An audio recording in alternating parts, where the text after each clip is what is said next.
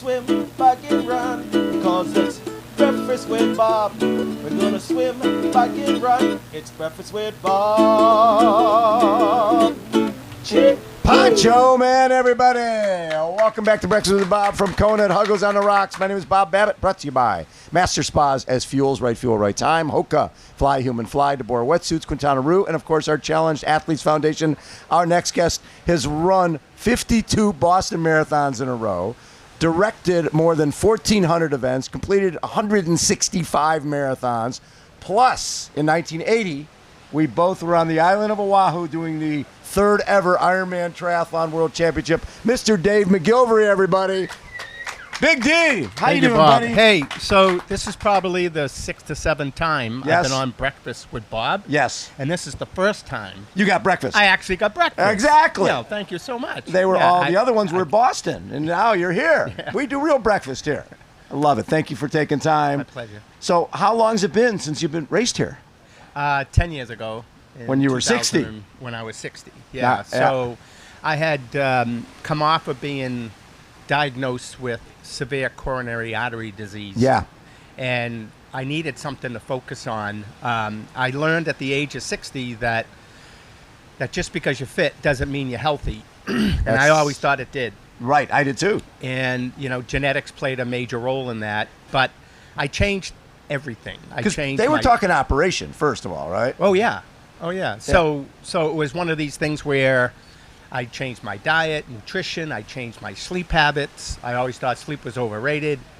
Stress coming off the bombing in Boston. Yes. All of it just added up. It was a confluence of things.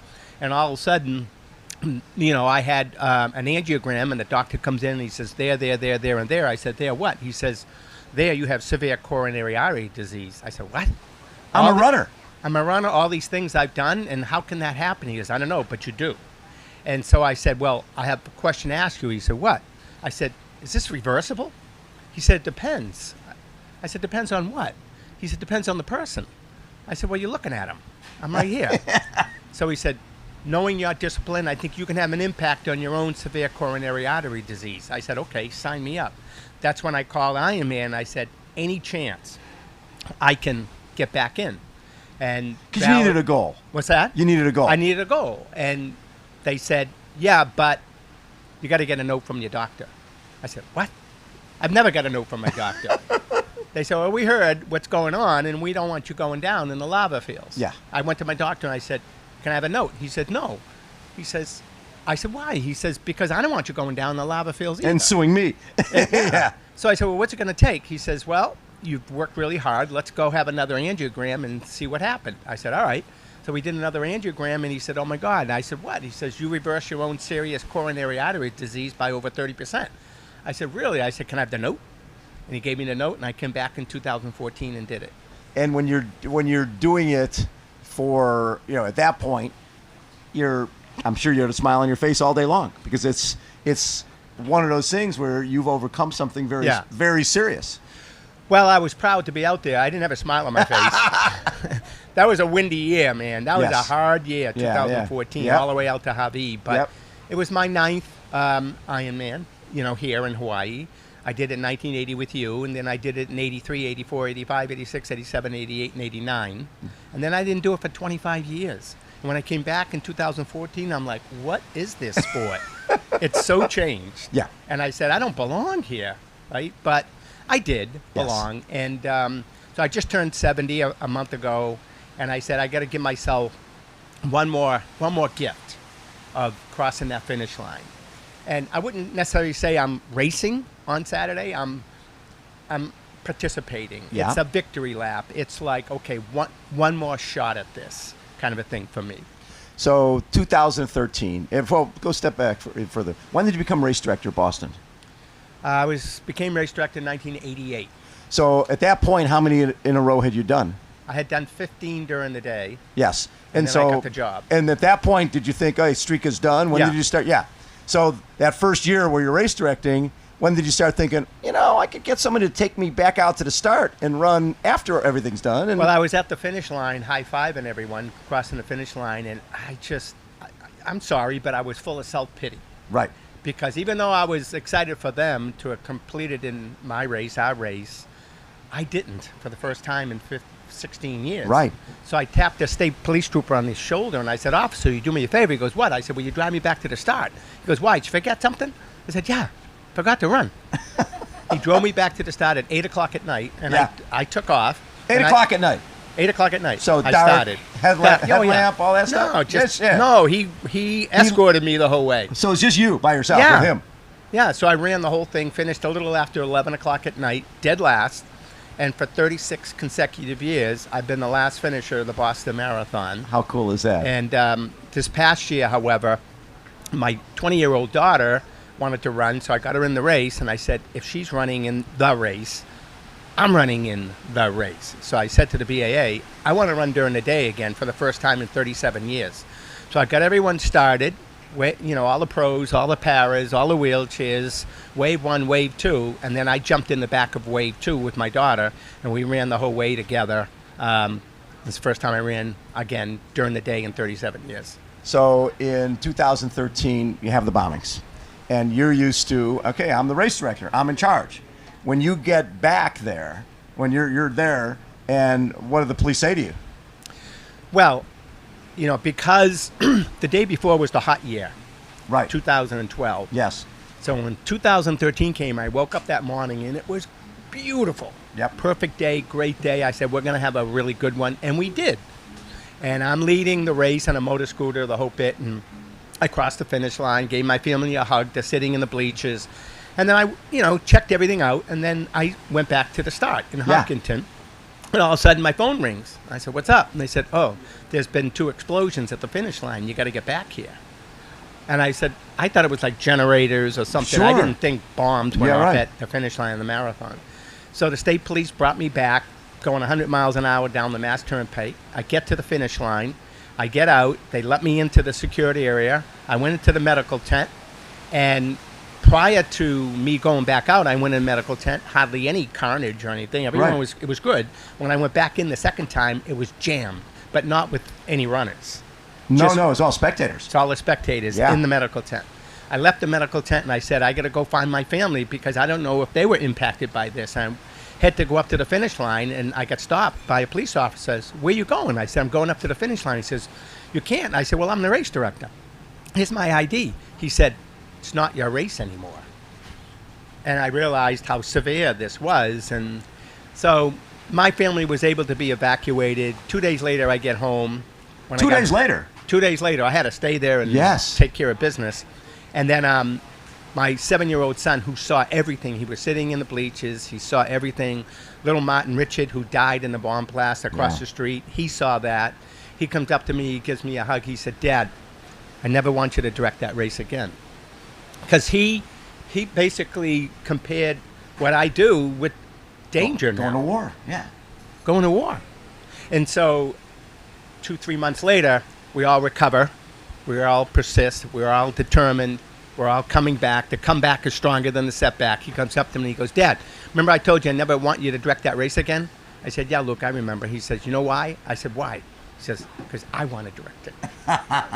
Now he's one of the best runners. He's going to Boston College. He's one of the best runners in the state of Massachusetts. I mean, he's really just taken off. So then, obviously, touched a nerve, and it becomes Boston Strong. And 2014, after, 35 years since an American had won there, Meb Keflezighi wins.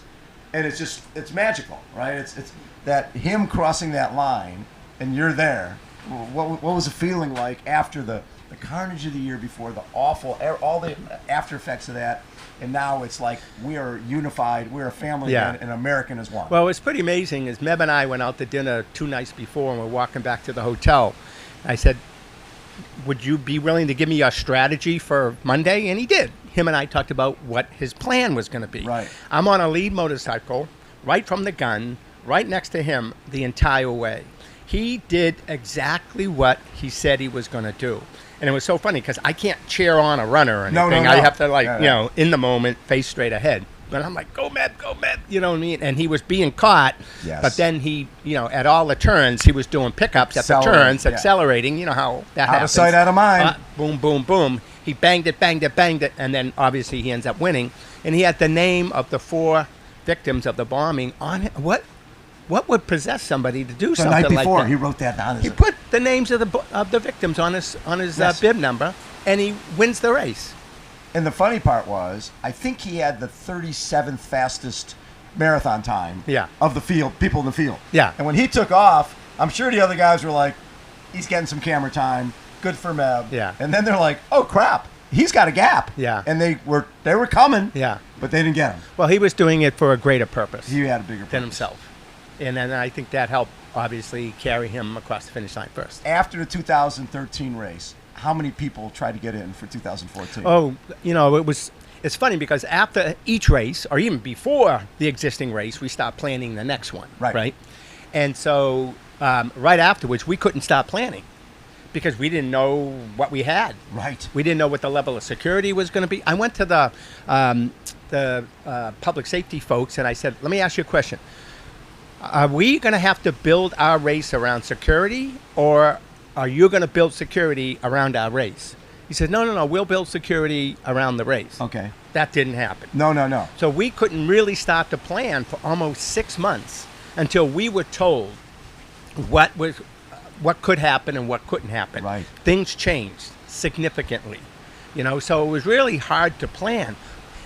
That coupled with the demand to get in, the whole concept of we will not be denied our running freedom.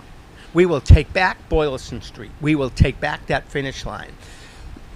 So we increased the field size. Yes. From 27,000, added another wave, and brought it up to 36,000, which became the second largest field size in the history of the race other than the 100th running in 96.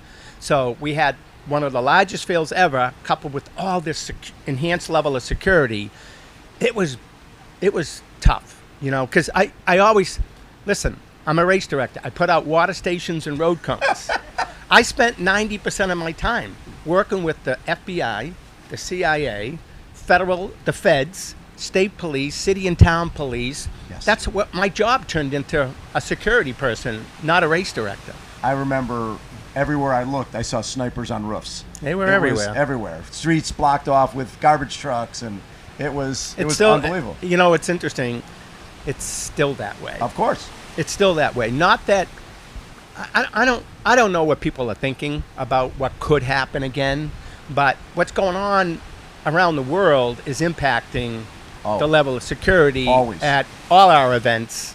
At least the World Marathon majors, and it's sad because we spend so much money and so much time and so much resources and inconvenience, in a sense. Yes. So many people, like, they can't do this, they can't do that, bag checks, security searches and all that. And it's just not the way it used to be, unfortunately. So 1980, you come over here. And back then you couldn't go online and find out about, you read the Ironman thing in Sports Illustrated. And then it's like, okay, I want to register. What do I do? Who do I call? What do you remember about finding out about this silly thing over on Oahu and coming over and doing it? Because you had to have your own crew. Well, I had just run across the United States Yes. in 1978. So I thought, I can do anything. I can do anything. And then I saw the May issue, 79, of Barry McDermott's article on Ironman. Yes. And I read it, and I went right up my alley. I know I can do this. Well, I had 2 problems. I didn't own a bike, and I didn't really know how to swim. You're fine. So I said, I got to figure this out, and I have to do what my grandfather always taught me to do, and that is earn the right to do this. Yes. So I really trained hard, and I earned the right. And again, I had to train through that cold weather, November, December, January, because it was at the end of January, whatever. And I went over. And when we got there, Valerie Silk and her husband Hank were there, and we were at the technical meeting. And they said, all right, just want to make sure everyone has a support crew, right? And I went, a support crew? What's that? Yeah. I don't have a support crew. Well, how do you expect to get around the course? I said, well, don't you have any signs? No. Well, what about aid? No. And I said, what am I supposed to do? When he threw a phone book at me, call somebody. I said, what? Call somebody? So I made all these calls right there in the Ironman office. Just random people in Random the phone book. people. And I found the gentleman. He was a Navy SEAL and his young little daughter, and they said that they would crew for me. So they came to my hotel the morning of the race in a little Honda Civic. I took my bike, I put it on the roof, rolled down the window, held the bike on the roof Yeah. while we drove to the start Yeah. at Alamoana Canal. Alamoana Beach, yeah, Outback kind of Yeah. a thing. And then, he followed me throughout the race, but then he got lost. Now, While you're on the bike or while I'm on the bike. Now I'm on the side of the road, no aid, no nothing, had no idea where to go. It's not like you had a cell phone. Nothing. I just had to wait and wait and wait and wait. And finally, he found me. And I was able to get through the bike and then eventually get through the run. Well, 13th place, 11:33. Nothing wrong with that for considering you're on the side of the road For a hacker. a big shot. For hack. I'm still a hacker. At that point, was that the first triathlon you've done? Yeah, first triathlon. Yeah. Now, who else? There No, weren't any. wasn't it? I know. There weren't So any. first triathlon you've done, but you became a race director for the sport. You were instrumental in the World Championships coming to Disney World, right? I was a race director You of were that. race director for the second ever ITU World Championships that Greg Welch won in 1990. Him and Karen. Yeah, him and Karen Smyers. And so triathlon became a big part of your life, right? Weren't you representing a number of athletes? Dave Scott, Scott Molina, Aaron Baker, Kenny Glah. I just, You did it all. I had them all. And there was Murphy on the West Coast, and I was on the East Coast, hammering away. And I directed about 150 triathlons. I created the second Ironman distance triathlon ever in the Right. Cape Cod Endurance. Yes. 2 years after I did 1980, I created the Cape Cod Endurance Triathlon, which was 2.4, 112, and Yep. 26.2. So, and then Molina came over, he won that. Tinley come over, he won that. All that kind of stuff, right? Those were the days. The 80s were like, that was my life, triathlon. I started my whole business with triathlon. I'm not doing directing anymore right now, but that's what got me started. I love it. And what were your goals? Are just to enjoy yourself on Saturday? It's hard to say enjoy yourself, and I with know, all I due know. respect, Yeah, right? yeah, yeah. This isn't easy. A lot of people say, "Hey, have fun." Have fun. The wind's out there, the heat out there, the distance. You're on a bike for 6-7 hours. Is that fun? Well, it's fun in a different way. Yeah. And I've always said, people say, "Why do you do this?" I do it for two reasons. Well, a bunch of reasons. One is I raise a lot of money for.